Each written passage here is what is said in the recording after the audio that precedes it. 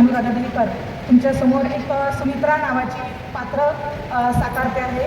एक सुशिक्षित आहे पण गावातील वातावरण आहे आणि ते तुम्हाला मी पाण्याची टंचाई हे मी तुम्हाला दाखवण्याचा प्रयत्न करत आहे. माय किती सकाळी उठली तरी बी एवढा उशीर झाला. माय सकाळची चूल पेटवली, भाकरी थापल्या, लेकराईच्या तयाऱ्या केल्या आणि माई सासू तर तुम्हाला माहीतच आहे. मग समजा तिच्या हातात द्या लागते तरी बी म्या इतक्या लवकर तयारी केली आणि इथं येऊन पाहतो ह्या विहिरीवर ह्या एवढी लंबी लाईन. बाबा माया घरात 3-20 झाले, घरात पाण्याचा थेंब नाही, गावात नयाचा पत्ता नाही आणि इथं विहिरीवर बी अशी त्या विहिरीवर येऊन पाहतो हे बी माया नवऱ्यासारखी ढिम्म. कधी बी पाहिलं तर उत्तर देतच नाही, कधी बी याच्यात पाणीच नसते. पण आता काय करावं? मग पहिले माय लग्न झालं होतं तर आमच्या गावात मस्त नदी वाय, जरा बी झुळझुळ वाय.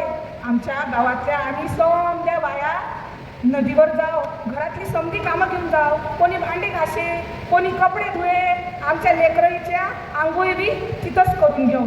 पण अजून एक तुम्हाला गोष्ट सांगतो, सासूच्या चुगल्या करायला तर सगळ्यात बेस्ट जागा म्हणजे नदी होती. पण या देवाच्या भूमीले कोणाची नजर लागली आणि पाण्याविनं माणसाची जिंदगी बुडाली. नाही पाणी जमिनीत, नाही पाणी आभाळात, नाही पाणी विहिरीत, नाही नदी नाल्यात. शाळेला मग पाणी गेलं तरी कुठं? पाणी हरवलं, पाणी हरवलं, पाणी हरवलं, कोणी ते चोरलं. खरंच आज गावात पाण्याचा एक थेंब नाही, सगळी शेतं कोरडी पडली, सगळ्या जमिनीला भेगा पडल्या. खरंच की जलदेवते कुठे रुसलीस व माय, तू कुठे रुसलीस? सुमित्रा, मी नाही रुसले, तुम्ही मला रुसवलं. कोण बोलते?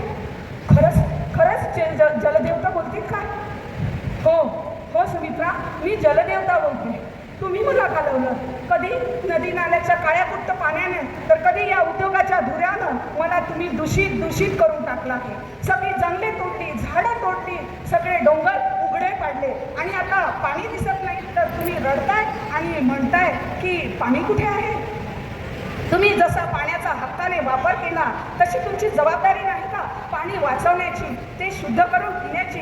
खरंच तुम्ही मला घालवलं आहे. होय जलदेवते, आम्ही आमच्या बेफिकिरीनं, आमच्या गाफीलपणानं तुला घालवलाय. खरंच पण आता मी हे सहन करणार नाही. म्या आत्तापासून माझ्या लेकरासाठी, माझ्या गावासाठी, माझ्या समाजासाठी पाण्याचा प्रत्येक थेंब वाचवीन. खरंच चला, मी आजपासूनच तयारीला लागतो. 3 वर्ष झाले आमच्या गावात लय दुष्काळ पडला होता, पण आता नाही. आमच्या गावात पाण्याचा थोडाफार तरी सुधार झाला आहे. मी काय केलं माहीत आहे? माई मैत्रीण होती सरपंचीन आणि माझ्या गावातली मास्तरीण बाई, आम्ही तिघी मिळून पुऱ्या गावात जागृती केली. साऱ्या गावातल्या बाईने पटवलं. सासवा भल्या कुरकुर करे पण आम्ही सगळ्या बाईने पटवलं आणि गावातील प्रत्येक छतावरचं पाणी आम्ही जमिनीत पुरवलं. प्रत्येक छतावरचं पाणी गावात जिथं जागा भेटत आम्ही तिथं झाडं लावले, नद्या नाले सगळे सप्पा करून टाकले आणि माहीत आहे प्रत्येक शेताच्या बांधावर आम्ही बांध घातले. आणि त्याचा काय माहीत आहे तुम्हाला काय झालं? आमच्या गावाची पाण्याची पातळी म्हणते ना, त्याच्यामध्ये काही जास्त समजत नाही. पाण्याची पातळी वाढली, थोडं फार का नाही होईना विहिरीला बी पाणी आलं आणि आता आमचं गाव जरासं बरं झालं. आणि अधिक एक खुशखबर, आमच्या गावात आता लोक लग्नाईले पोरी बी देऊन राहिले. नाही तर पहिले म्हणत ना तुमच्या गावात लय दुष्काळ आहे, आम्ही आमची पोरगी देत नाही, पाण्याला लय दूर जावं लागते. आता पोरं बी देऊन राहिले. मग आता माहीत मला पटत आहे की नाही, पाणी वाचवायला पाहिजे का नाही वाचवायला पाहिजे? वाचवायला पाहिजे ना. धन्यवाद.